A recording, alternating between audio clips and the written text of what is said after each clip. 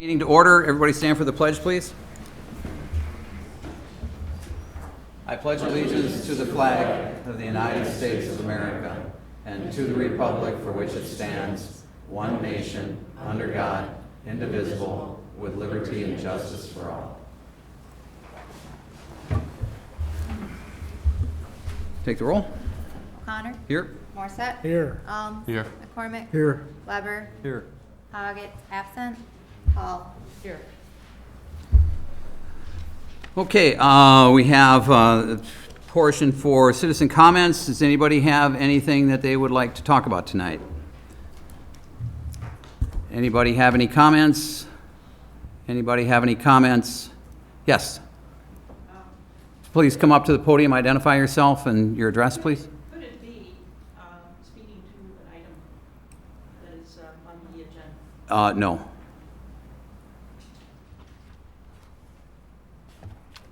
Any comments? Any comments? Any comments? Hearing no comments, we'll close that portion of the agenda. Discussion and possible action on consent agenda items. I'd like to pull L, Okay, the request by Milestone Materials, okay. then move to approve the rest. Oh. Did you read them off yet? You want me to read it? I can read it. Well, there you go. So, all right, so to approve the regular session meeting minutes of May 15th, 2017, to approve claims totaling $605,618.23, contingent on payment of any outstanding debt owed to the city and successful completion of the background checks, to approve the issuance of 61 operator licenses as listed for the period of 6/6/2017 through June 30th, 2019. Contingent on payment of any outstanding debt owed to the city and successful completion of the background checks, approve the issuance of one temporary operator license for the date of June 23rd, 2017 to Angela Brown for the Relay for Life event, and also the issuance of 6 temporary operator licenses to Holly Quinn Mars, Ryan Schwelcher, Jessica Gensky, Helen McCombie, Ronald Gensky, and John Herring for the Hudson Booster Days event for the dates of June 30th to July 2nd, 2017. To approve the amusement device owner license to Superior Vending, Inc., contingent on payment of any outstanding debt owed to the city and completion of the background check.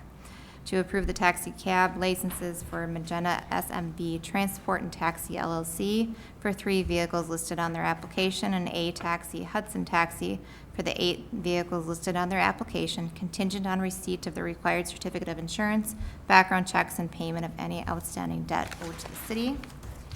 To approve a temporary Class B beer license and temporary Class B retailer wine license for the dates June 29th, 2017 to July 2nd, 2017 for Hudson Booster Days located at Lakefront Park.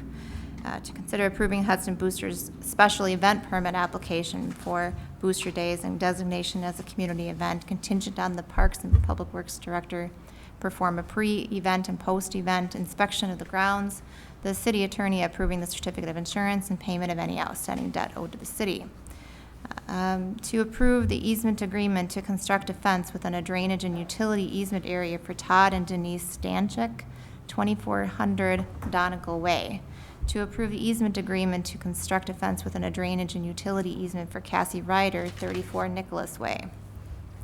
To approve the renewal alcohol licenses listed with the exception of Sapporo Inc., which will be taken separately along with their request for a premise description change, contingent upon successful completion of building and fire inspections, payment of any outstanding debt owed to the city.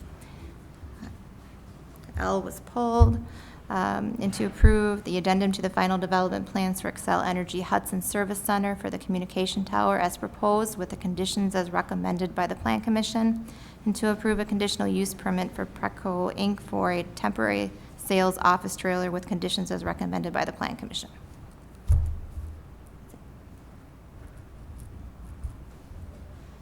I'll move to approve.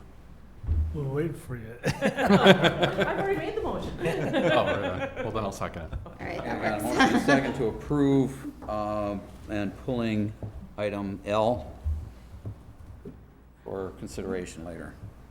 Okay, discussion? All those in favor of the consent, oh, I'm sorry, roll call? Morset. Yes. Alms. Yes. McCormick, Yes. Weber, Yes. Hall. Yes. Okay, motion's approved. So when do we take up item L then? Did you want to, That's usually done now, isn't it? yeah? Okay. Okay, so item L, request by Milestone Materials for the renewal of the conditional use permit for non-metallic mining at the Mimbach Quarry, 2700 Hanley Road. So Suzanne Van Mealy contacted me and asked that we send it back to the Planning Commission so that, she said there were 40 people who had complained in 2010, and she wanted to make sure that all the neighbors who were affected had the opportunity to speak and know about the hearing. She's also had some questions about whether frac sand was being washed there, and if so, what chemicals are being used. Then also there are some ponds on there, and she wanted to know what those were being used and how wastewater is being handled. I think that covers her questions. Yes. Was, may I ask, the nature of the complaints, did it have to do with the quality of the water from what we've heard in the past, the vibration from the blasts, or do you know? Vibration from the blast is one. What were, and then you were concerned about water quality. If you're, Do we, yeah, would you come up and speak, please? Identify yourself and give your address, please. Yes, I'm Suzanne Van Mealy, and I'm located at 393 Cooley Trail in the town of Troy. And my concern is that 40 people from 2010 until now, or 2007 until now, have called and made complaints about this mine, but were not notified of the public comment on May 2nd with the Plan Commission. In fact, the reason I found out about it is that I'm on the town board of Troy, and I want to make it clear this is on my own behalf, not on the town board.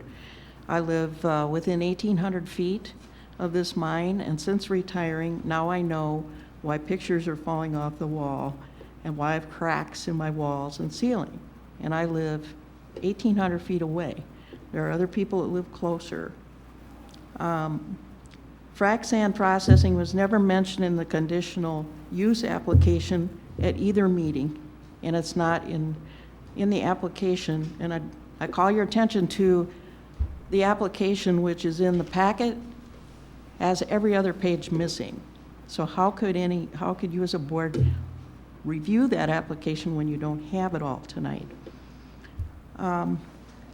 After the first meeting, I talked to Tony Tomaszek, he's the vice president of Millstone, and I asked him if frac sand had ever been washed there, because I heard that it possibly had about 3 years ago. And he said yes. And he walked away, and I didn't get to talk to him anymore. But I did talk to the Rose, Marie, and Roland Rowe, and I was unable to attend the next meeting. They were, and they did ask him, but it's not in official minutes, if frac sand is being washed currently. And I've verified with them twice that he said yes, it is. So I think that these two things, that there's not proper notification of people that are concerned about this mine, and also the fact that frac sand is being at least washed, possibly more than that, that it go back to the Plan Commission and we ask Mr. Tomaszek about these questions and have it a matter of the record and see what his comment is. Because I could swear on a stack of Bibles right now that I'm not making this up. And if my neighbors were here, they would attest to that too. And I think that there's a concern too. There's a huge pile right next to two ponds. A pond. I should kind of go back here. On Tower Road, there's a hydrant with hoses running into the mine. And about 200 feet in is a pond that, if you'll look at your diagram in your packet, says that there's water in that pond and that there is a stockpile next to it. We have no idea what's in that stockpile. It could be frac sand, or it could be when frac sand is washed, there about 25 to 30% of it can't be used. Is that going to be used to reclaim this mine? Because there are, when you wash frac sand, there's chemicals involved, and the chemical involved here could possibly be polyacrylamides, and it's mostly acrylamides, which has been associated with cancer and with blood diseases and with nerve diseases, as well as infertility. So this could be a health hazard. And if frac sand is being mined here and you don't know about it, when there's a blast, there's particles in the air that could possibly cause lung cancers, silicosis. So I think that this really needs to go back and needs some attention and some questions asked of Milestone, of Tony Tomaszek. Okay. Anybody got any questions? Well, I'd like Mike, if you could lay out the time frame that was presented leading up to that decision from Plan Commission. May I? I'm sorry. Thank you. Did everybody receive the complete submittal from Milestone that was emailed out this morning to? I apologize, I sent out the executive summary, not knowing that the council would want to see the rest of the 100 and some pages in the submittal. So I can say, as far as notification is concerned, we did notify either to 300 or 500 feet, whatever is prescribed in code, and I can verify with Liz when she gets back. So the notifications were made in accordance with statute. Where do we post those? They're mailed to the homeowners, and then they're posted in the paper. I can't remember if it's a class 1 or class 2 notice. You know, part of that is me being new, and part of it is, No, I'm and I'm not unsure, trying to so. do the get you, I'm just trying for you to lay out the proper scenario. Yep. So we mail out notifications to the owners, and then we have it published either once or twice, depending on the class. And all of those things were done. I know that the initial submittal was dated April 5th, so I wasn't in the very beginning, Right. getting here at May 1st. Plan Commission did have the first public hearing on May 2nd, I believe, and then the following Plan Commission meeting where it was discussed further was May 23rd. Which were all duly posted within the Correct. publication and on the website for the city of Hudson. Correct. As far as the frac sand issue, I know that their geologist from Milestone is here tonight that can address that specific issue. I can also say, included in the Plan Commission's packet from 523's meeting, Milestone provided a list of complaints they had received since 2010, and there were 6 of them. I also was provided their call list. Every time they blast, they notify approximately 40-some people that they will be blasting and the time of the blast. And then also, they've done some, when they have had a complaint, one specifically, Milestone has gone out and done a complete home inspection, and I believe they're going back out and looking at one homeowner's well after the conclusion of last meeting. But Candy Anderson is here with Milestone to address some of those specific technical questions. Candy, do you you have more questions, Mike?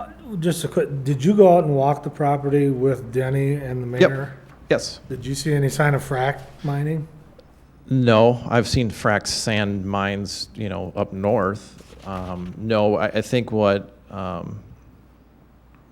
the comment referring to the water connected to the hydrant, the way that works is the city sells water to Milestone to wash their aggregate. It's my understanding that there is no chemicals used in that process to wash their aggregate or material.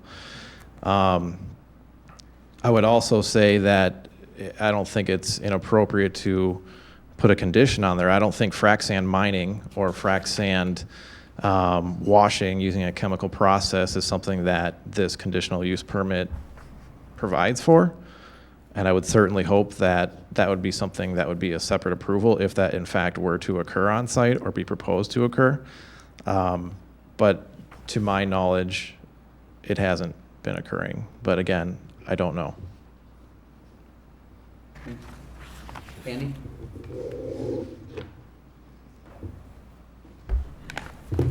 My name is Candy Anderson. I'm with Milestone Materials. I'm a geologist. And just to try to clarify the points, we are not mining frac sand nor washing frac sand at the Mimbach Quarry. We are washing construction aggregates limestone, and that's for sale for construction projects. And I guess I'd like to interrupt while this is at the top of your discussion. Where are we getting the discrepancy then?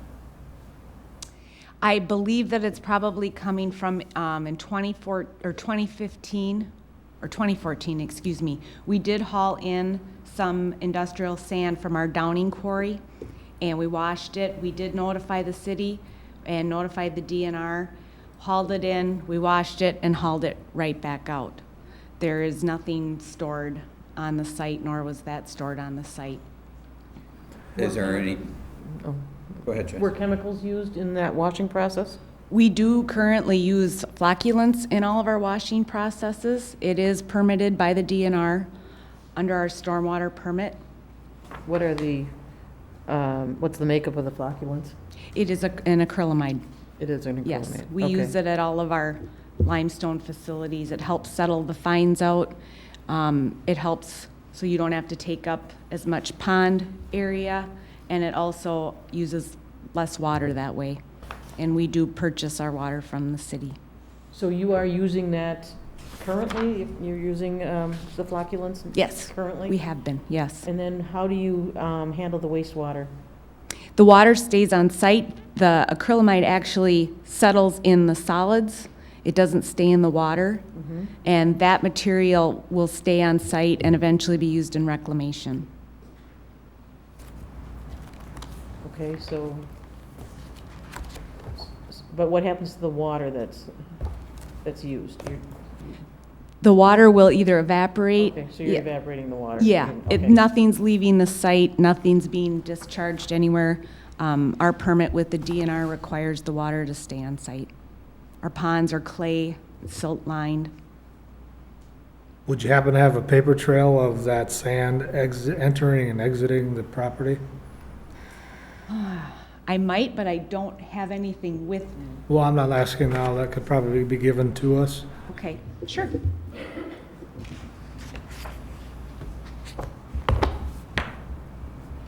Have to write it down, Earl. That's fine. And I gotta put my glasses on. So, we heard testimony earlier about the total number of complaints. There seems to be a discrepancy there as well. I am aware, after the last meeting, I went through and talked to our current area manager, former area manager who has since retired, and I talked to Tony Tomaszek and just about everybody in the company that I could find looking for any complaints that had been received. And I did find 6 complaints regarding the blasting, and I did put a packet of that together for Mike. If there were 40 total complaints, either they were not getting to the company, but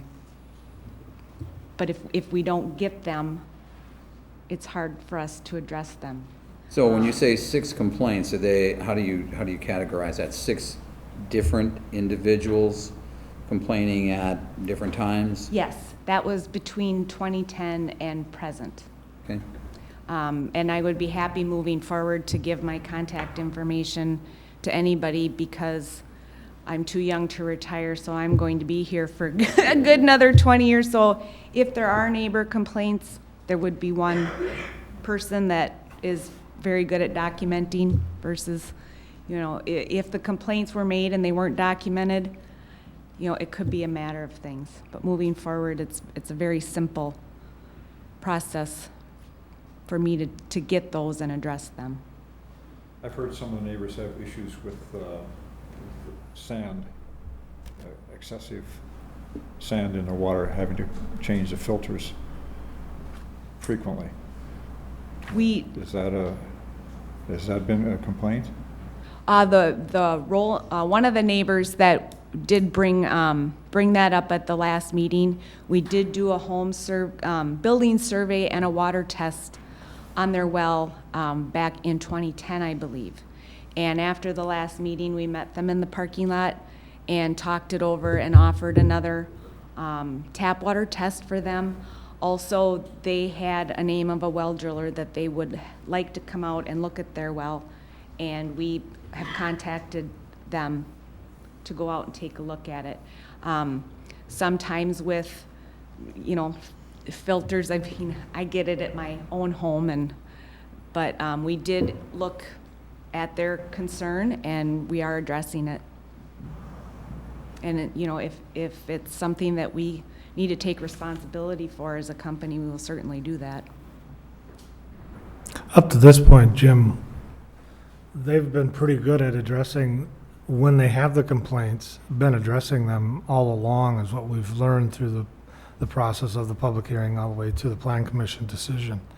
So they've been neighborly and going out, and from what I can tell, that they've been out there, and that was a condition that we passed at Plan Commission, that they go and do this water test for that individual. Well, I suspect that a lot of these complaints are people they don't bother, they don't like it, they're not happy about it. But then when something like this, when a permit renewal comes up, then everything comes out. 6 documented complaints in 7 years, I would think, is a pretty good record. Yeah, I would too. We do have a protocol for blasting. We have 41 people on our notification list. And what about the cracks in walls? Have you had any complaints about that have been addressed? We did have 2 complaints. One was from the Rose. They are the ones that we did the condition survey. And then we had another one in 2012, which we had an inspection and a blasting specialist go and look at the buildings and submit a report to the property owners. And it was determined that it was not from the blasting.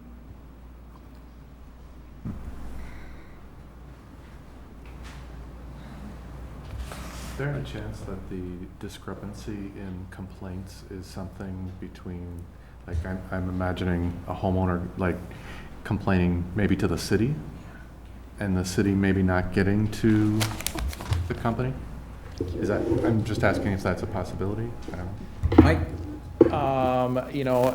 I believe that Public Works, in talking with Tom earlier today, that they have on occasion received a call or two, somebody, what's going on. I think the other piece is, the depth, talking about the well, the depth at which they're fracking, or not fracking, not frack. Oops. Let me clarify, that was a poor choice of words. The depth at which they're blasting and claiming material, and then the depths of the well and the bedrock are very different. And maybe that might help clarify in terms of the sediment issue potentially, because the bedrock is quite a bit deeper. Thank you, Mike. We are blasting, and the floor of our quarry is currently anywhere from 100 to 130 feet above the groundwater table. We have looked at the surrounding wells, and many of those wells are actually cased in 200 to 250 feet below the quarry floor. So we're well above any area. They're also located in sand and gravel, whereas where we're mining and blasting is in limestone, and it's a totally different geologic formation and geologic makeup. And in discussing timelines, since the first Plan Commission meeting on the 2nd and then the 23rd, the commission requested that I pull all the minutes from the previous approvals, and we did that and reviewed those. That was one of the things that happened in between those 2 meetings at the Plan Commission level. If that helps kind of clarify the process that we went through and the requests that the commission had, following the public hearing initially, so. When does the current permit expire? It expires, Candy, help me on this one, I believe. The current permit actually, let's see, expired in 2015. And a new request was submitted in 2015. However, we received documentation back from the administrator at the time that it was just bad timing for him to review it, and he returned our check and said it would have to be done a different time. I have that documentation. So we tried it again in April, and that's how we were able to get it on. So then, so you've been doing this without a permit, or is there a temporary permit that has been issued, or? Not that I've seen, no. Okay, so then, I'm confused. We have been trying to renew the permit because we knew it was expiring, but we weren't getting any response back from the current administrator at the time.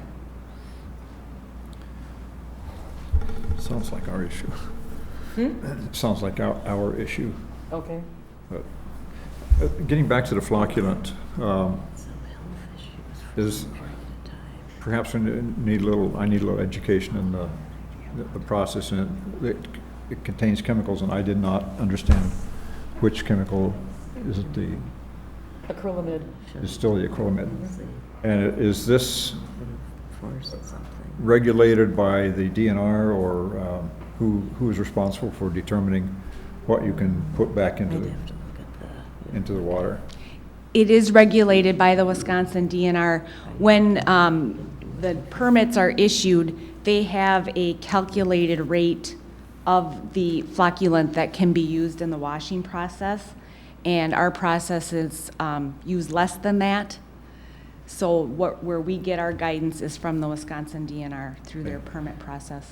And are there certain classes of ponds or liners or that you have to so that doesn't end up in the water system somewhere? The DNR doesn't require lined ponds, but our ponds are just naturally lined with clay.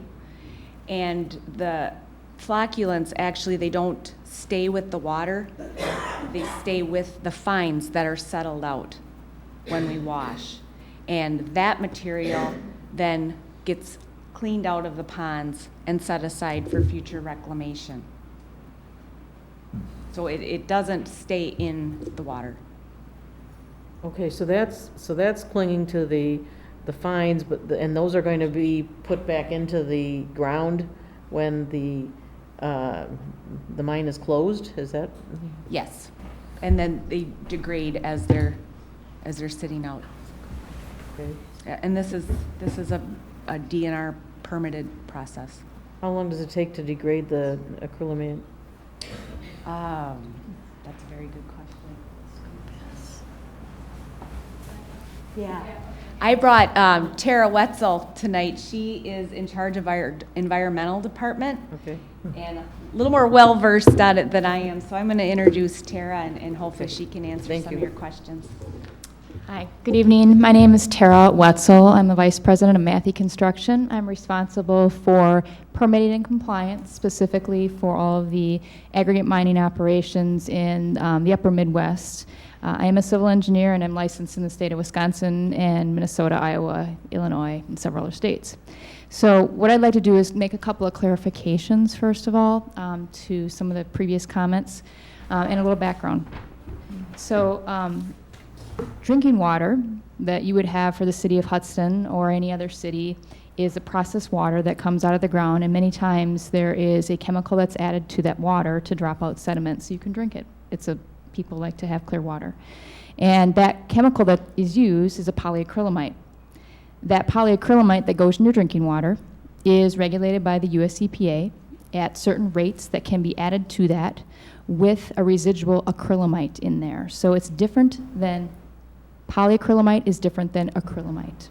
So I think we want to make the first clarification I want to make is polyacrylamide is the chemical that we're using. Acrylamide is a different chemical. Got it. Within Right, the, but- within the EPA, there is a residual limit of how much acrylamide can be in any sort of drinking water chemicals or any chemicals used for flocculant use. And that is the residual acrylamide that might be left over from the chemical process, which is 0.05% that can be allowed in any drinking water contamination. So when we look at our polyacrylamides that we use in our flocculant process, we are using drinking water chemicals at the standards that are below the drinking water standards of the US EPA. And we are dosing under the rates that are allowed by the Wisconsin DNR. So to go back and clarify a little bit of some of the conversation, there was, this site has been permitted for washing for several years, decades. And in 2014, there was a request, an overflow request to do some industrial sand that was hauled in. There was a chemical that was added that was already permitted to use at the site, so we were just using a chemical that was already there. And it was in and out within that time period of 2014 for that short period of time. Since then, in 2015 and 16 and 17, not yet, but probably, there has been washing that goes on. We do have an approval from the Wisconsin DNR to do that washing with the polyacrylamide. We are dosing below the standards that the Wisconsin DNR allows for such use. In addition, I want to kind of go back and, now is there any questions? Did I answer your question? Did I answer your question? Well, one of the questions was, all right, that residual acrylamide, what, how long does that take to Excellent. decompose?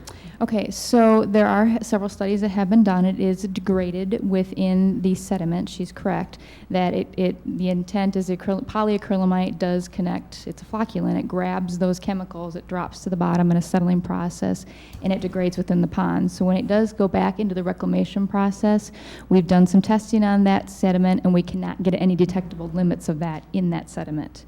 So we know by the time we have that process going on, it's not detected within those sediments. And are you testing for the poly? No, we Or test that for the you're testing for the testing for the actual- okay, acrylamide for at the that point. We're monomer. looking for Okay. residuals, yep. I want to address a couple other things that were brought up. One of the things that I'm responsible for is all complaints that are issued through the Wisconsin DNR. Candy addressed the ones that came through the blasting. I have not had any through the Wisconsin DNR for this particular site. 40 is a large number. So, you know, as Candy said, complaints that come through my office are addressed immediately with our managers, and we make an effort to reach out to those people and get the information needed so that we can resolve that issue. In addition, there was a comment about the ambient air monitoring. Milestone Materials is one of the first individuals in the state of Wisconsin to do a voluntary study with the Wisconsin DNR. We hired Dr. John Richards out of the North Carolina area. He was someone who had worked with EPA in previous years in the state of California to develop emission monitoring for silica in the air. With the state of California, we asked him to come into Wisconsin to help us with that process at some of our locations in the state of Wisconsin, primarily industrial sand mines. For a couple of our sites, as well as several other sites within the state, we put monitors up around the site. We monitored those sites for a 1-year period. They monitored every 6 days for 24-hour periods, which would be consistent with the monitoring that's directed by EPA for any ambient air monitoring. Within that time period, we had most of our sites at non-detect. If we had any sort of detection with that, we were able to parallel that with the ambient air monitors that Wisconsin DNR has in place. When their monitors were going up in Eau Claire and other areas that were not related to industrial sands, we were trending with them, which means that it was already in the air. We put monitors at upwind and downwind locations. We were measuring across the site as that occurred, and we were not seeing any noticeable difference across the site. That study has been published. It is available for review. It was peer-reviewed by scientists and is available for anyone to have, and we can provide copies for that. Any other questions or comments? Anybody? I will leave my business card with you, so you have that information.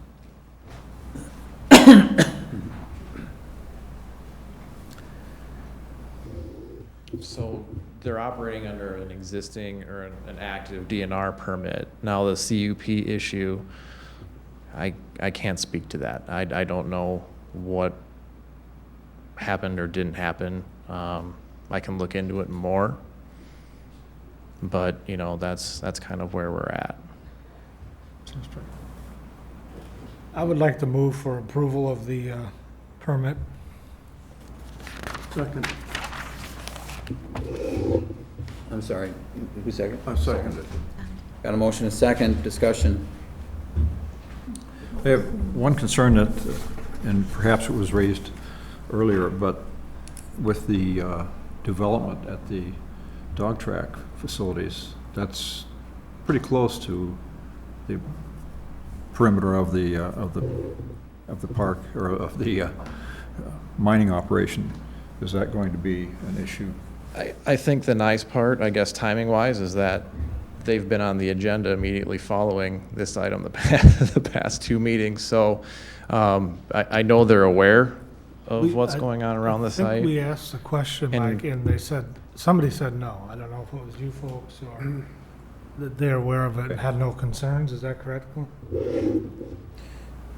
It has a 1 to 2 year life expectancy, so it's probably not going to impact No, development. it has a 40 to I think- 50-year life expectancy. For the property, 1 to 2 for the property owned by the business park. Yep, Oh, I see. The rest of the private quarry one's still has, going, yeah. 40 to 50 years. Suzanne, did all of your questions get answered? One thing that I didn't mention was there were two wells. There were two parties, the Hermansons and the Rose, that brought filters and sediment to the May 2nd meeting, that was the Hermansons, and the May 23rd meeting, which was the Rose. And there was that much sediment in the bottom of their filter, in the the glass or the plastic case that holds the filter, within 3 weeks. And it's just a really fine sediment, sand sediment. The Hermansons, their well driller told them it was probably from the mine, from blasting. But there's no, you can't prove it. And the Hermansons are a lot closer to this mine. The Rose are about 900 feet away from where these ponds are. And the Hermansons are about 1,200 feet. So, it is affecting the wells, and there could very well be, because it wasn't noticed properly. I never received a notice of these 300 to 500 notices that went out, supposedly. I didn't receive one, and I live very close. So, I know that in the minutes, or I watched the video. I wasn't present for the one on the 23rd. I had another meeting that I had to go to. And during that meeting, it was mentioned that they had 40 names, addresses, and phone numbers, but they didn't put them in the packet because they didn't want these people's identity to be, for these people to be bothered. These are people that made complaints over the last 7 years. So I think that's a matter of public record, and I think that somebody should get their names at least, and follow up with them. If they're still having problems, I think this needs to go back to the Plan Commission, and these people need a chance to voice their concerns. I don't think this public hearing was noticed properly. And, Mr. Tomaszek told the Rose that there's frac sand being washed now. So I think we need to ask him, and it's too bad he isn't present tonight, and I wonder why he isn't. That's all I'll say. Andy?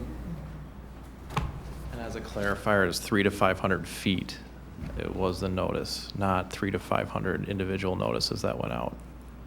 So there's a buffer placed around the boundaries of the property, and then we notify out a set amount of feet, so. And I would like to clarify Tony Tomaszek's whereabouts. He left for Ireland this morning on a family vacation that he had been planning for a long time and was unable to make it. Our blasting notification list was supplied to Mike so that he could see who was all being notified regarding the blasting notification list. So was everybody on the blasting notification list notified of the hearing? Not everybody would be, no. And that notification list, too, is anybody that asks and says, hey, I want to be on the notification list for when you blast. It doesn't necessarily mean it's a complaint. It's just they've asked to be on it or they've asked to be removed for it. So the city's on the list. You know, a number of the neighboring home owners. They have seismographs at a number of different areas, you know, properties around the quarry to monitor the seismic activity that occurs when they do blast. Correct me if I'm using the wrong words, terminology, but so yeah, we do have that list, and it was available for public record at the Plan Commission. I am more than happy to provide that to anybody who requests it. It just had people's, you know, home addresses, phone numbers, and everything on there, so I kept it out of the packet. Okay. I don't think it would be too much to ask to do another public hearing and notify everyone who has had a complaint about this. What are your thoughts, Randy? I've been through the process since they've put it in. There was plenty of notice. I mean, the letters went out within the law. The postings were within the law through our ordinances. It was on the city's website. The agendas were on the city website. The public hearings are on, I believe, the site. And published in the paper. We cannot control everybody, whether they come or go to these things. It was properly noticed. So I disagree. I don't think we get any further than we are right now with any more discussion. I'm not sure what you were looking for. I don't think Plan Commission would have any more questions. I'm not speaking for them. Yeah. Okay. But I think these folks have been good neighbors. If there are issues, they've addressed them and they've remedied them. And I think they've been done that as good neighbors. And that's something we got to keep in consideration as well.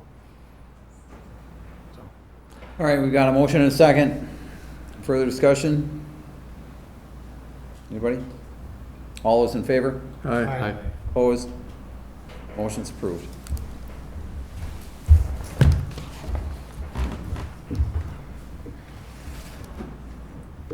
All right, so well, I kind of lost my place after that. We're back to, we're on unfinished business now. Discussion, possible action on adoption of ordinance 9-17, elected official compensation. I'll move for first reading. Got a motion? Second. Okay, got a motion and a second. Discussion. The reason I'm doing that is to allow more people to speak up at other meetings as we go along with it. Okay. All right, so motion second for first reading. Any additional discussion? All those in favor? Aye. Opposed? Motion's approved. Discussion and possible action on options available to obtain additional liquor license. Thank you. You want me to? Yeah, please. Everyone should have received a memo from me regarding the options available for additional liquor licenses. I'm trying to put my hands on it right. Here we go. And what I basically did was updated the previous memo that I did with more detail on the two options that were of most interest, I believe, to the council, the transfer between municipalities and the, what we're calling above quota licenses that are available to certain types of businesses. So basically on the, I mean, first of all, does anyone have any questions on the memo? Do you want me to walk through it, or was there any misunderstanding? My question at the outset was, has the town of Troy voted? The town of Troy has considered it, and they sent copies of the minutes to the clerk, and I don't know if they understand the process. What they did was, the town, under this way of getting an additional license, the town, if they're willing to transfer a license to the city, sets the license fee. So they discussed it and set it at $50,000, and then added this, I don't know what they mean by it, that the offer expires in August of 2017.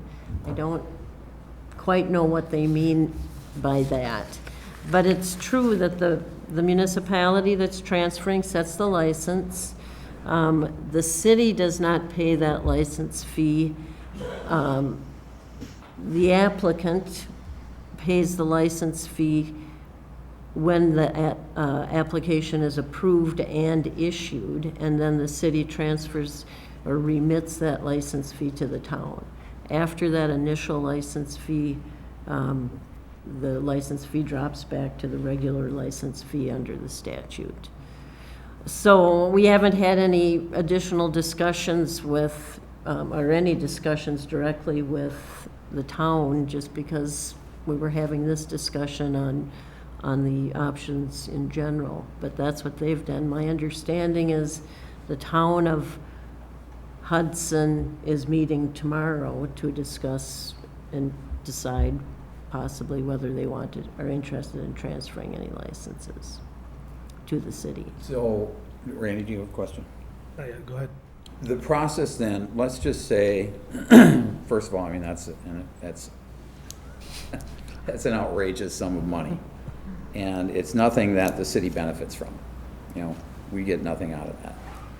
And so what is the process? Do we purchase, if we were to say we wanted to purchase some of these licenses? That's not part of the process. The only process that's set out is what I put in here, where the town, what the town may not appreciate, I guess, is that with a high license fee like that, it may take some time, we don't know, for someone to be willing to pay that license fee. So they don't get the license fee until the city actually issues the license and the applicant pays the fee to the city then transfers it to the town. I did specifically ask the Department of Revenue alcohol enforcement people, is there any way for the city to prepay the license fee? No, the process is the process established by statute. So it's really exactly as I laid it out, except that for the purposes of documenting, if there is to be a transaction, my advice would be to have an agreement with the transfer between the city and the transferring municipality on what the license fee is, when it was transferred, when the fee will be remitted to the town, that sort of thing, so that there's documentation more than just minutes in a meeting. So really the process is just, they decide the fee, the license is transferred as of whatever date they transfer it, the city holds it and can decide to issue it in its normal procedure, exercising discretion as it normally does, for example, under the factors listed in the city's ordinance. When it issues the license, then it remits the fee. The transferring municipality cannot get that license back, so if their verbiage about offer expires in August, the city, once it is transferred, the city has it, regardless of whether it's issued right away or not. Do we have to accept or reject their offer at $50,000, or do we? Well, you can talk with them about it and negotiate, certainly. So I guess my question, Kathy, is this. We have 4 entities that I'm aware of that are looking for a license. Now, as much as I think that's an outrageous sum for a license, perhaps one of those 4, or maybe more of those 4, would think, if that's the only way I can get a license, I'll pay that amount. how does that work? Do we Well- ask these 4 applicants, are you willing to pay that amount of money? And if somebody says, yes, I'll do that, then we help Well- them negotiate or help them? Well, no, accommodate? I mean, the Not city negotiate, has but- to issue, consider an application. There's no agreement between the city and an applicant. They consider the application on its merits. I mean, you can test the waters, see who's out there, and get some idea, practical idea of whether that fee is outrageous or not, or whether maybe it's more appropriately, whether it will be paid or not. But when the city gets the license, it has to issue that license just the same way it issues any other license. Not because someone's willing to pay it, but because under the factors listed in our ordinance. Well, I get that, but Yeah. I'm just, Yeah, I guess, I mean, but we don't know if, we can't say to the town, all right, unless we know that we've got somebody that's gonna well, I wanna buy think it's that, worth right? Pay for it. yeah, I think it's worth finding out from people who are interested, if that's anything. Or just simply negotiating with the town and saying, look, that you may sit on this for a while because we don't know how attractive that license is going to be. One of the applicants is here tonight. I think he had some comments as well. He could certainly address that tonight, I think. And I'd like to hear. Potentially 2? Oh, yeah, 3, I'd like I to mean, I hear- don't know if they, have an auction. yeah, it's, I'd like to hear from the 3 of them whether they can afford 50,000 or more. Well, I Well, don't think they're gonna wanna say, oh yeah, we can do more than I that. don't Go more, but I've heard rumors of you may the be other. able to. Another one, yeah. Any test comments? waters in different ways. Welcome back. I'm Jeremy Jones with the local, or hopefully the local. I live at 4 Brookmost Park Lane in Hudson. I am working 3 part-time jobs right now. I'm self-financing this. I don't have the money. I can't come up with an extra 50. I'm putting everything I can into getting what I need to get started, the 10 grand, the construction, the improvement of the space, and then still have enough money to successfully start up the bar and restaurant without putting myself in a hole and, gambling, if you want to put it that way, having a couple bad months and going under right away. Yeah. I can't afford it myself. I can't go get a full-time job right now because everyone knows I'm trying to open up my own spot, and nobody wants to hire a guy to run their business who's going to be gone in 2 months, hopefully. Okay. Anybody else? Any other comments on that from? Yeah, please. So I'm Tony Tillmans. I represent Cinema Entertainment, so we own the Hudson Theater. I guess, it's kind of hard to get put on the spot. I mean, you show up at a meeting tonight, there's only discussion was there might be an ability to get a liquor license from one of the adjoining towns. So now, I mean, it's worthwhile to know that number's $50,000, that might make it possible. And I'm not saying no to that, but it's hard to just say, yeah, we'll come up with 50 grand, and that's without, I mean, the first you hear about it being, because you're gonna have to pay the 10, I assume, to the state. No. In this procedure, the town sets the fee. There's no additional fee other than that. The town sets the liquor license fee for the transfer. So what's the 10,000 that? That is a fee that that is the fee for reserve licenses. Its minimum is $10,000. That's set by the state, but the fee goes to the city. Okay, so that's Liquor separate. license fees go to the city. So, but the 50 would go to the town. Correct, for this particular license, and only the initial issuance fee, it actually goes to the city remits it to the But town. is there another 10 or not? No. Correct me if I'm wrong, it drops to 500, right? Pardon? It drops to 500. After the initial license, yeah, so it drops to the 500 plus the 100 for the beer. So I mean, We're not I asking don't- you to no, commit one way or no, another. I We're just kind of looking for we would like reaction to have a tonight. liquor Yeah, license. I don't know that it's the best process to do it. I mean, it's out there, so Yeah. people can, You know, say it what gives they you want. an ability to go back, have a discussion, figure out your economics, and say, Yeah, is this of worth course. Mm-hmm. this? The city also does still have a license to issue. So then is it gonna be whoever's willing to pay the 50, you're out of the running for the other one? So that's kind of not great. Well, the purpose of this discussion is to be, because we're in this situation, is to look at the options that are available to the city to get additional Class B licenses. It's not really to decide or even discuss specific situations. Try to And get a that's- so handle that's on helpful for us. what's out there, what can the city do to get additional licenses, and then decide how to The proceed town of next. Hudson might come back yet too. Yes, and we don't know what they're going to say. And this is a new process, Yeah. and I'm guessing the municipalities may not know the process.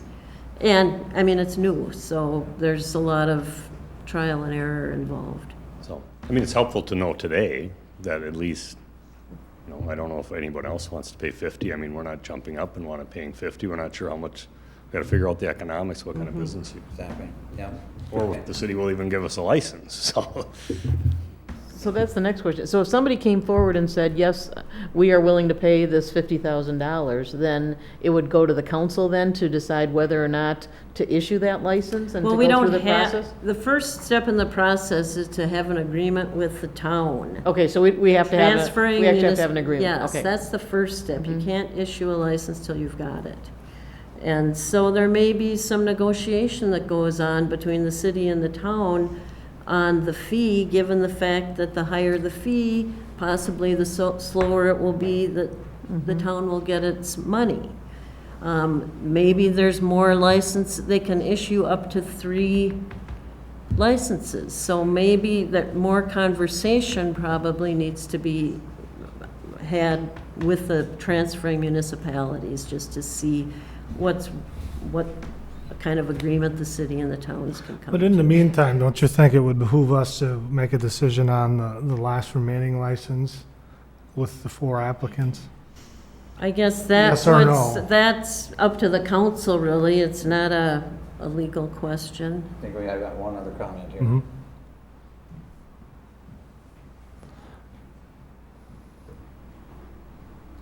My name is Amy Hahn. I'm from Keys Cafe. I can't say I would be willing or able to pay the $50,000 either. I think I would rather put the $50,000 into doing some remodeling, and that'd be a lot of alcohol that you would have to sell for the $50,000. But I also would like to add with that, I know there is still one additional one, and the $10,000 that I think he was talking about, that is what price the Hudson has set on theirs, correct? On the reserve On the one Class that is B available. intoxicating liquor, Okay. yeah. It's the minimum fee allowed by statute, Oh, okay. But but it okay. goes to the city. Okay. Restaurant business is hard, and I think the reason for the alcohol, and everybody wants to have that, is to be able to pay for me to make more money and to pay my employees, especially the cooks, what it is that they deserve to be paid. And it's hard to keep those employees and pay them what they deserve, or what, they want to get and what they need to get to make a living if you don't have that alcohol sometimes. If you look at all of the businesses that are downtown Hudson here that do have alcohol, I believe it's the food, but I believe it's alcohol that is a big draw. That sometimes can make or break a business.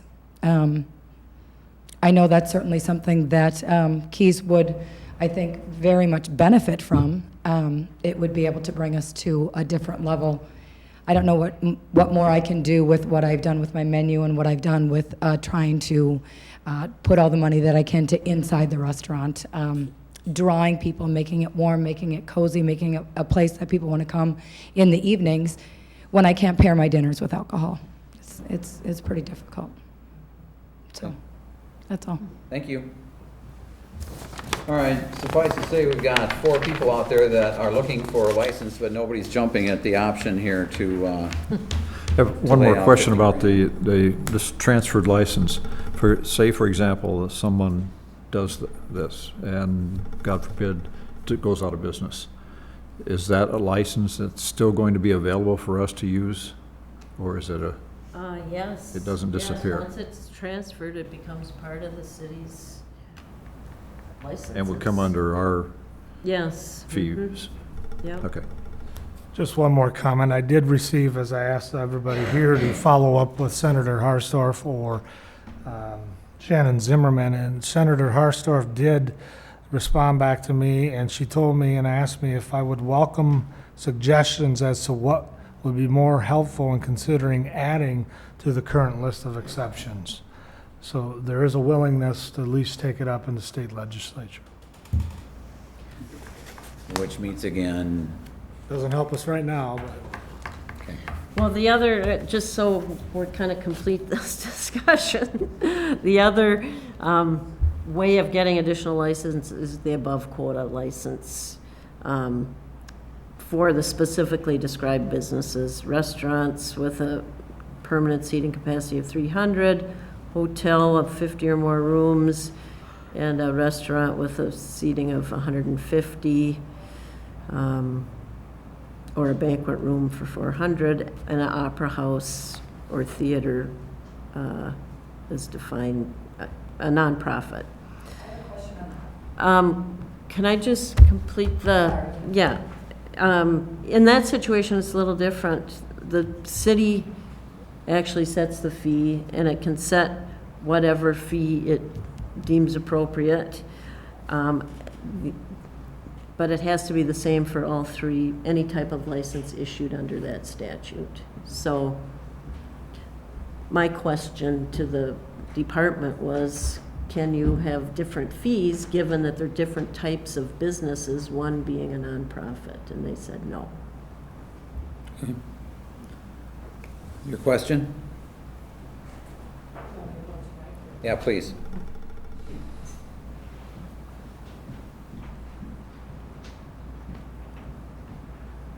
Can you explain the seating capacity of 150? Well, all I can tell you is what the statute says. For a restaurant, it's a full-service restaurant that has an interior permanent seating capacity of 300 or more persons. So Interior. patio, yes. Okay. Okay. Anybody else? All right.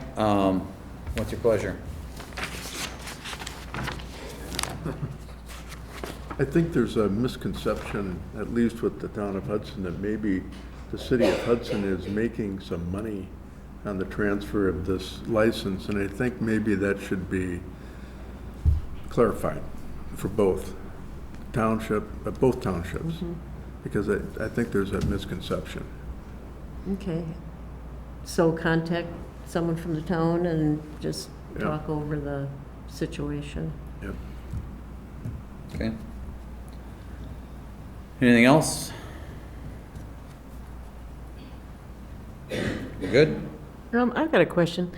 If we were to negotiate with, for example, the town of Troy and got the price down so that, would we be able to average that price out among the applicants if they were willing to pay that, or? No, it's a It would have to be- license it would have to be fee one- per license issued. So it would be directly for that one license? Yeah, it depends on, I mean, yeah, maybe, I don't know if I don't really know how many licenses they have that they could. If Okay. they have up to 3, maybe it would make a difference in negotiation, how many licenses they're willing to transfer. Okay. Anything else? Ready to move on? Okay, update on potential integration of St. Croix EMS and Hudson Hospital Health Partners Lakeview. You wanna? I didn't put this on the agenda. Okay. Oh, good point. It was requested to be on the agenda. I requested it, but I wanted to do more than just discuss it. But we've got this information from Brenda, so I certainly think we should be able to go through that. Will you pass that down? As far as the budgeting options for 1, 2, 3, and 4, I think that was it. Huh? Your option. Okay, thank you. So Devin, if you could go through that briefly for us in layman's terms, so Sure. people can understand it. I'll just kind of get the summary. May 11th, if you remember, Brenda sent out an document, several-page document that laid out a bunch of different scenarios. Essentially, what we were asked to look at, Brenda and I, were 4 different scenarios. Well, it was option 3 was of the different scenarios set forth by EMS, which, correct me if I'm wrong, Brandon, it's 1 paramedic per year for the next 5 years, correct? And then in year 6, then essentially it switched over to Model 1, where the full-time EMTs were added. So that's the one that this memo is based on. There are 4 different columns here that discuss 4 different scenarios. The first one is St. Clair EMS is retained, continues to operate under the current funding formula, which is per capita. And that's the way it currently is now. The second column is St. Clair EMS continues. The town of, I believe it, for sure the village of North Hudson, the town of Hudson have had some discussions about part of the contributions they make would be based on run volume and part be on per capita. Similarly, we have with the fire right now, where it's part on valuation and part on runs. So the second column is under that scenario, which would be increased cost to the city because we have more runs than the rest of the municipalities. The third column is something that John Hoggett mentioned, said, well, what if the town of Hudson and the village of North Hudson decide to pull out? Now, I'm not saying they are, but what would happen to that? So that's the third one. And then the fourth column is if the integration takes place. This page is set up under the $5.25 per thousand mill rate, which is right now what was established 2012, I believe, by the council as the maximum mill rate when they were talking about the 5 and 7 year plan. So that's what this is based on.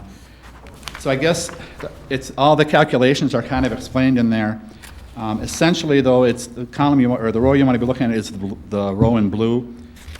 Under any of the scenarios, we will have a police contract that we'll have to honor in 2018. So essentially, this took the 2017 operating.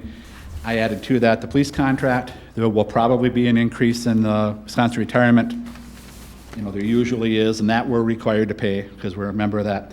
And then the third thing is the additional St. Clair EMS funding for 2018, and that's across there under the various scenarios. So doing the calculations based on the maximum levy at 5 1/4, if you look at the row in blue, that's the amount for 2018 that is available for all other expenditures within the city's general fund budget, which would include any wage and benefit increases you would choose to give the employees, any operational increases, any adjustments in the joint ventures like the fire, library. So for example, if we retain the St. Clair EMS under the current funding formula, there'd be about $45,000 available in next year's budget at the 5 1/4 mill rate for everything else that would be potentially in the budget. What amount has that historically been? Brenda, 175?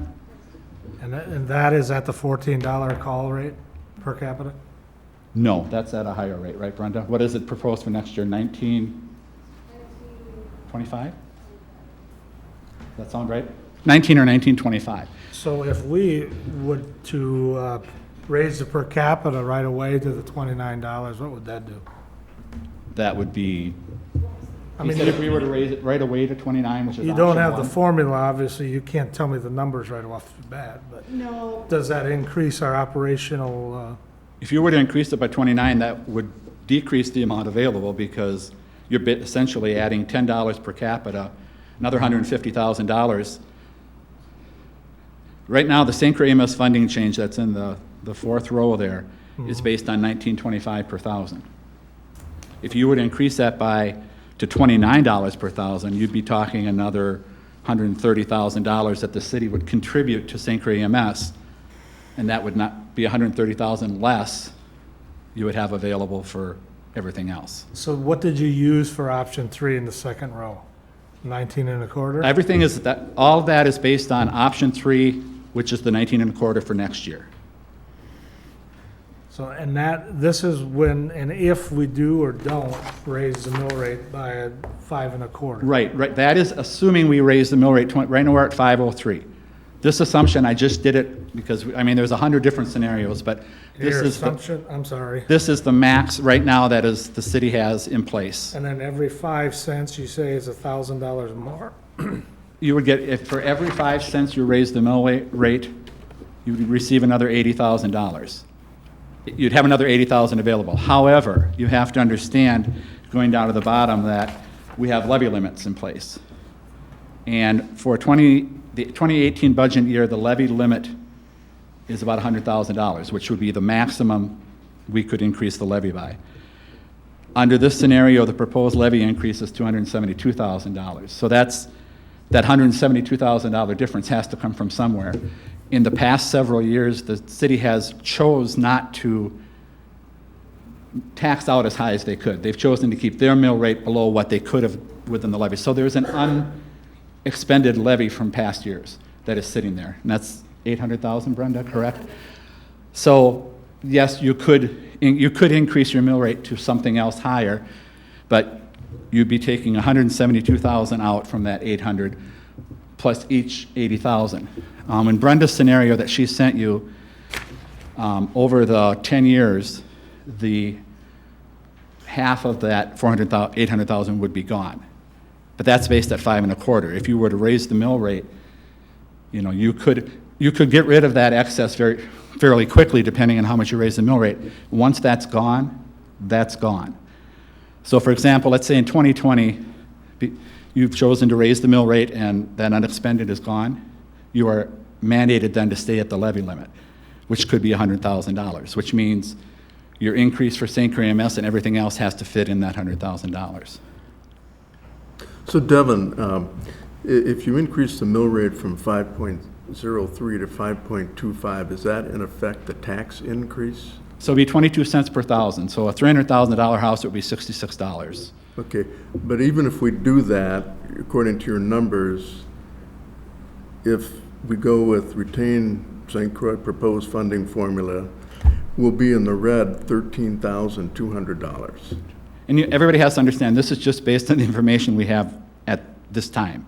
You know, we don't know, transportation aid hasn't gone up, we don't know what that'll do, so there could potentially be some other small revenue increases, but we just don't know, and we're trying to be conservative here rather than give you, you know, incorrect numbers. But yes, correct. If the proposal that has been set forth, I believe by the village, and maybe the town, to change the funding formula for funding St. Clair EMS, we would be $13,200 we would have to cut in order to stay at that 5 1/4.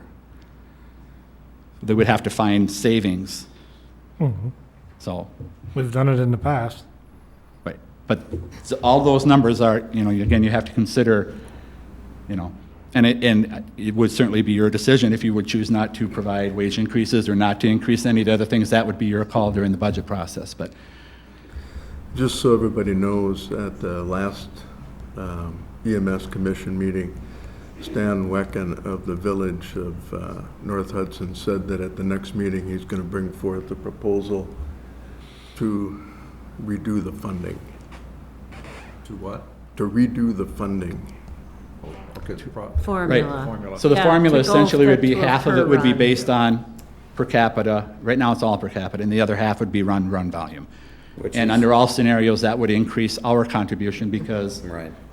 I mean, we have the most runs because some of it has to do with the fact we have facilities that, you know, the nursing facilities and stuff that just, So I don't think it's theoretical. I mean, they're going to. No, yeah, I agree, because they brought it up at, Well, and that's, and they're looking. No, he's going to bring it next, at It's the next because meeting.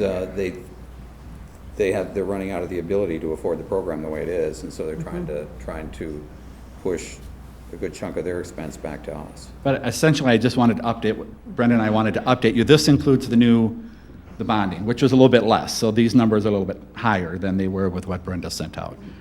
And there's you know, and the memo kind of explained there's all kinds of different, on the second page there's all kinds of different things that could impact this.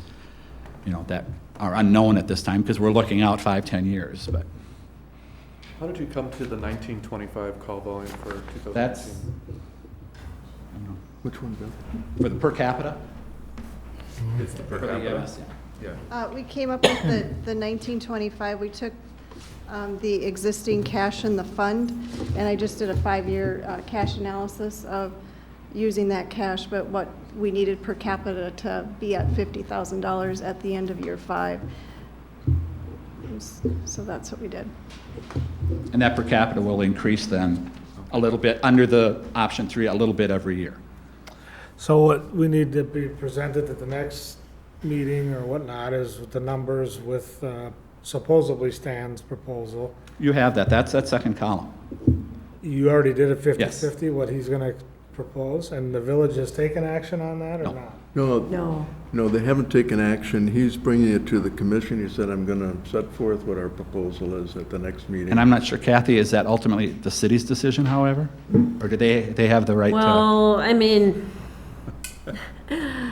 yes and no. I mean, we want to work with the partners to the extent the city can, but the agreement right now is the per capita. We did change Fire, probably about 7, 8 years about- ago. Yes, to the 50/50, and they've brought it up several times. We just have to look, I mean, and the response has been, we'd have to look at it.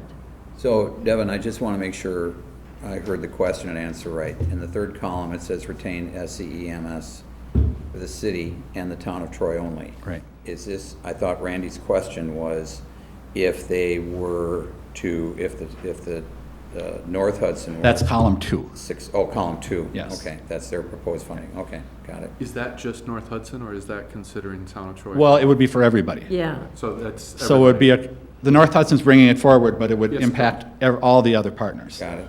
Okay. So that's The considering all. the Town of partners. Troy, which is a third of their Okay. township, and the town of Hudson would also be under the new formula. It would be one or the other. We wouldn't have a certain formula for the town of Hudson and a certain formula for. Got it. So like I said, we essentially just wanted to update this information, with, since we did have the bonding finalized. And, as you go through it, if you've got questions or need clarification, let me know, and then what I can do then, you can get a hold of me individually, and then I can send your question and response out to the council. So that way it's getting to everybody without, you communicating with each other. Okay. Questions? Anybody? No, thanks Devin and Brenda for working these numbers. You've come up with a lot of. Thank you. Had a lot of work on it. Anything else on this? Okay, I will, Tom, did you want to mention the EMS commission, I believe, had a motion to look at? Yeah, there was, at the meeting last Thursday, Tim Foster, who represents the town of Hudson, said that a member of the city council here had requested that he bring a motion to immediately end any discussions with Lakeview Health Partners. Of course, this was a surprise because it hadn't been appraised of it beforehand. But the motion did not get a second. And instead, the commission has decided to set up a subcommittee of Ray Knapp from the town of Troy, Tim Foster, our EMS chief, John Muller, and several EMTs to discuss the first responder issue and try to get that resolved. And I think the sentiment was that we'll continue this process and not end it now until we have a final contract that can be voted on. And I guess that's about it on that. Okay, so, and another issue is that the county has expressed their concern about integration of communication between Lakeview and their system, their brand-new system. We had a meeting on that last Thursday that I believe everybody here at the table, the council members attended. immediately after that meeting, I talked with Steve Takash, and he thought that we'd be able to come to some type of agreement on language for that contract. So as far as I can see, those are the two outstanding issues that we need to get resolved for contract language to get in front of everybody.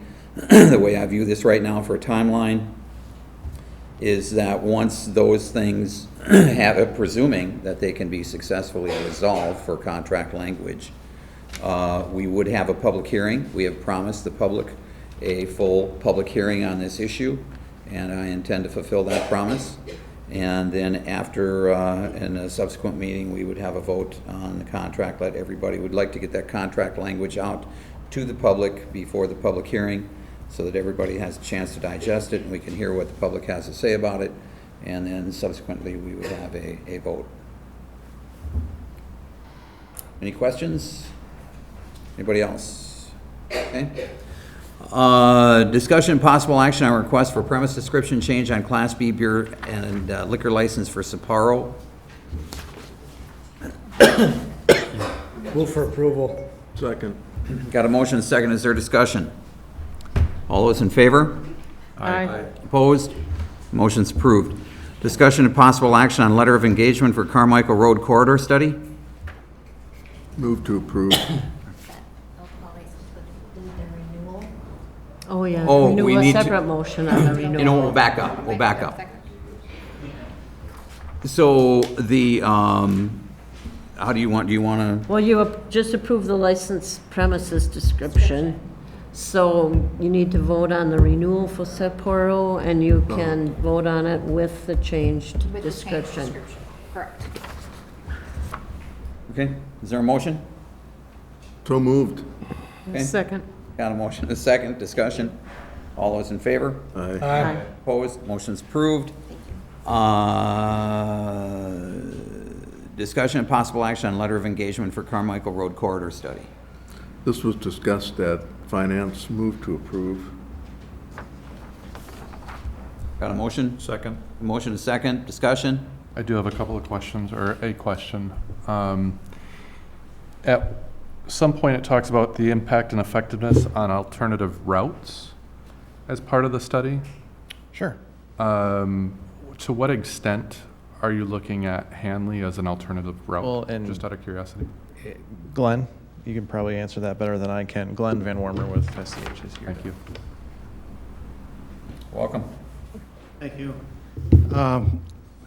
We know that there could be some diversion. It could be to Henley to go across, use 11th and Crestview.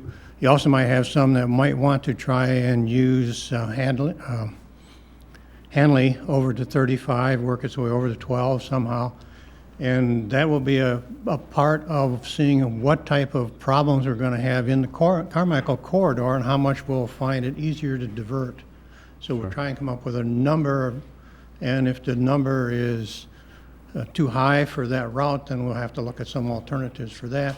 If the number is something that we can handle on those routes, then we'll just leave it go. It's not going to be a huge study on that because there's so much on Carmichael to look at. Understood. Just wanted to bring it up because there are some safety concerns on Hanley as far as from the business park. There's a, with U-Line being there and just added traffic onto something that already is kind of a safety. I That's just one of the wondered what reasons- depth you were going in. Yeah, that's one of the reasons why we want to do a pretty complete study to find out where our bottlenecks are going to be and how people are going to react to those. Great. Thank It's you. gonna be challenging. Yeah, indeed. Thank you. Any other questions? Okay, so we did have a motion, second on that, right? Okay.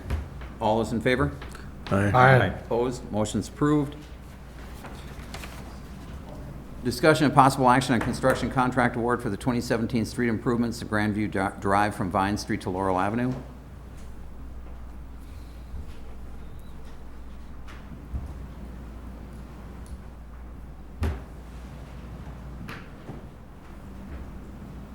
Thank you. Hey, Tom. Previously, we've had a couple discussions and a public hearing on our 2017 street improvement project, which is Grandview Avenue from Laurel Avenue to Vine Street. The next step in the process, we opened bids last week on the 26th. We received 2 bids on the project. Monarch Paving Company was the low bidder. Hard Drives was the second bidder. Low bid is in the amount of $441,639.55, which is a pretty good bid when compared with the engineer's estimate, which came in. The engineer's estimate was $568,003. Funding source: the project was included in the 2017-2018 Capital Improvement Fund, so it was previously budgeted. Again, the amount in that original budget was $717,000. Based on this low bid, we've taken another look at what the total estimated project cost is based on that low bid again, and that amount would be $612,000, and that $612,000 does have a contingency in there, as we are not completed, obviously. With that, the staff recommends the council award that project tonight to Monarch Paving Company in the amount of $441,639.55.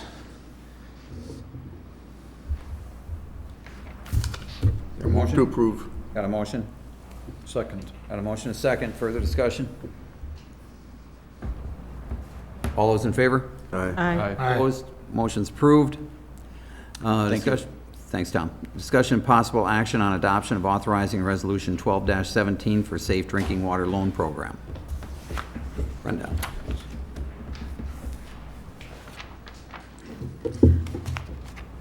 Last meeting, or on 5/15, you approved the construction bid for well number 10. And to help finance that, we can apply for a safe drinking water loan through the state.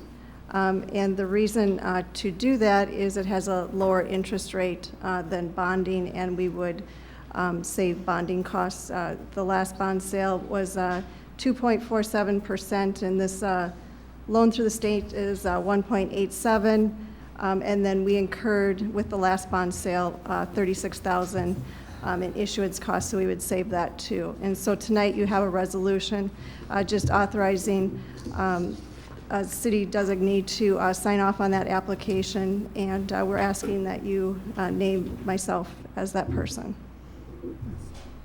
So moved. We need a motion to suspend the rules, because it's a resolution. Motion to suspend the rules. Second. Okay, motion second to suspend. Roll call. Morissette. Yes. Alms. Yes. McCormick. Yes. Weber. Yes. Hall. Yes. Motion's approved. Rules are suspended. Okay. Motion to name the finance officer as the authorized representative for the SDWLP application process. And by adopting Resolution 12-17. By adopting Resolution 12-17. Thanks. Okay. Second. Got a motion, a second. Discussion? Just a question, Brenda. How much does this save? Well, it would, bonding costs on our last bond sale was $36,000, and so we would save that, plus we would save interest rate. Great. So, Excellent. Any other discussion? All those in favor? Aye. Opposed? Motion's approved. thank you. Thank you. Discussion and possible action on final master plan, concept development plan, St. Croix Meadows redevelopment, 2200 Carmichael Road. All right, fun stuff. We're really plugging away, making good progress on this. It's taken myself and I think Catherine too a little bit of time to wrap our minds around our process here in Hudson. And where it really comes into light is we have 2 separate sections in code that deal with, they're named the same thing, the terminology is the same, but they're 2 very different processes. One, which is Chapter 255-16, that deals specifically with the planned commercial development, or the PUD for the property, so specifically zoning and platting. The other, 255-85, deals more so with development plans for building permits. Now, both of these processes discuss both preliminary development plans or concept development plans and then final development plans. Tonight, the consideration is specifically for the final master plan / concept development plan. The final development or final master development plan is specific to chapter 255-16. So the zoning piece. There will be additional approvals. The Plan Commission tomorrow night is holding a public hearing regarding the conditional use permit for phase 1 of the CUP, which is the final development master plan for phase 1. So there'll be a public hearing on that, and that would come to council later this month, if approved. And then we also have in this item tonight the concept development plan. And what that deals with is the 255-85, or permitting for development project, or for pulling permits. Generally, concept development plans don't come before the council.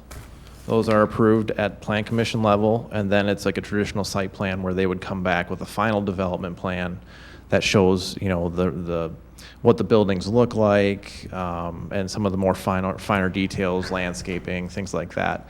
Now, their concept development plans, we put those as an approval with their final master plan because they were so complete. Their consultant, WSB, has done a good job, they have satisfied all of our needs for the concept development plan as part of their final master plan for the CUP, or for the PCD. So that's what we're looking for tonight. We'll be back with a number of other approvals. That's one thing that our process isn't light on, and that's process. We'll have a lot of opportunity to thoroughly vet each additional phase of this project that comes through, plats, things like that. And so it's been, I think, a good process for us to go through, as you know, this is moving pretty quickly comparatively to some other communities that I've been in. But I think that we're in a really good place, and it's thanks to a good applicant and also a really good consultant. So they are here tonight. We can answer any questions, but that's kind of, I wanted to delineate that. Catherine, do you have anything to add? Okay. No. Questions? That's a good explanation. I really appreciate the differentiation, so we now we know what we're approving. Yeah. But the one question, it was the same question I raised last time, is I am concerned about the design of the roadway. I just look at it and I say, I think this is not even good for 5 years, and we shouldn't be designing in that shorter term. We should look at it. What are we going to need on a more extended period of time? And I think plus we have the concept plan, the evaluation plan that we're working on. How are we going to move all that traffic? Exactly, and I think you hit the nail on the head. As I think, you know, the conversation that took place last meeting was essentially saying the same thing, and that, you know, we have to do the Carmichael Road corridor study as a piece of this. Right. To move the project forward. And I think everybody wants to see the project move forward. It's just a matter of making sure that we take care of our existing infrastructure and plan for that growth, and doing the city's part is a big necessary component of that. I'll move we approve the final master plan concept development, St. Croix Meadows. Second. Motion is second. Discussion? All those in favor? Aye. Opposed? Motion's approved. Thanks, Mike. Discussion possible action on mayor's appointment to a 5-year term on the Police and Fire Commission. So Tom O'Connell stepping down from the Police and Fire Commission after 45 years of service on the commission, so I think I can say thank you on behalf of the council. The recommendation is to appoint Greg Sarno to serve on the Hudson Police and Fire Commission for a 5-year term ending April 30th, 2022. I'll move to approve. Second. Got a motion, a second. Discussion? All those in favor? Aye. Opposed? Motion's approved. I don't have anything for anybody. Does anybody have anything? We've been talking about this performance evaluation process, and I wonder if we can get that back on the agenda to get it moving. Okay. Finance? Is it, where is it at? Is it with, Council, or I don't know. is it with, back to finance? Is it? or with I don't Devin? know where it is. That's I our- don't think it's Brenda? anywhere. I think that Devin sent out performance evaluation forms, maybe to the council and maybe just to the finance committee, asking for feedback. Does anybody recall getting an email on those? No? Okay. Vaguely. Okay, vaguely. We'll resend them, and then if you could let him know if you have any comments on it, and we'll bring it back. Okay. Okay, I guess that's where we're at. And it Where it we're was his intention to have them, to send them out, I think it was the 1st of June or the 1st of July, and have the department heads have those back and completed in September. So he does have a timeline schedule, okay? Okay. Thank you. Thanks, Brenda. Anybody else? I guess I wonder where we're at with the parking study. We've had the study done, and now, Well, first thing that we were talking about taking up was the on-street parking issue with the meters and stuff. Randy, do you want to give an update on that? Yeah, we have a scheduled meeting on January 12th with the parking committee, January? June 12th. January is hopefully the end date. Anyways, we're going to talk about a couple bullet points and off of that report and get back to you then at the next meeting. Public Question. safety will also be taking it up, Jim, as well. at this next meeting, or is just in part of that process? Part of the process. We're meeting January 12th, June 12th. Short summer. You must have plans in mind for January 12th. I do. All right. Anybody else? Anything? Entertain a motion? Move to adjourn. Second. Got a motion, second to adjourn. All those in favor? Aye. Opposed? Motion's approved. We stand adjourned. Thank you, everybody.